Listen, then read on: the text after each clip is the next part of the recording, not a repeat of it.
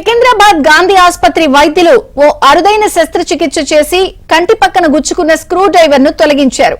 మెదక్ జిల్లా మనోహరాబాద్ మండలం కూచారం గ్రామానికి చెందిన రంజిత్ ఎలక్ట్రికల్ పనులు చేస్తూ ఉండగా ఈ నెల 8వ తేదీన స్క్రూ డ్రైవర్ కంటి పక్కన గుచ్చుకుంది.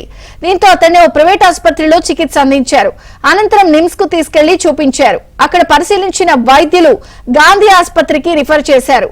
గాంధీ ఆప్థమాలజీ వైద్యులు పలు రకాలుగా వైద్య పరీక్షలు నిర్వహించి 2 గంటల పాటు శ్రమించి స్క్రూ డ్రైవర్ ను విజయవంతంగా తొలగించారు.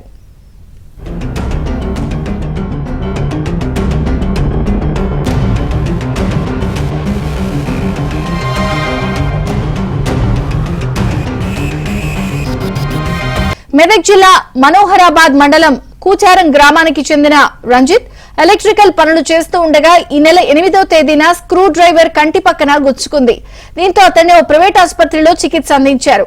అనంతరం నిమ్స్ కు తీసుకెళ్లి చూపించారు. అక్కడ పరిశీలించిన వైద్యులు గాంధీ ఆసుపత్రికి రిఫర్ చేశారు. గాంధీ ఆప్థమాలజీ వైద్యులు పలు రకాలుగా వైద్య పరీక్షలు నిర్వహించి 2 గంటల పాటు శ్రమించి స్క్రూ డ్రైవర్ ను విజయవంతంగా తొలగించారు.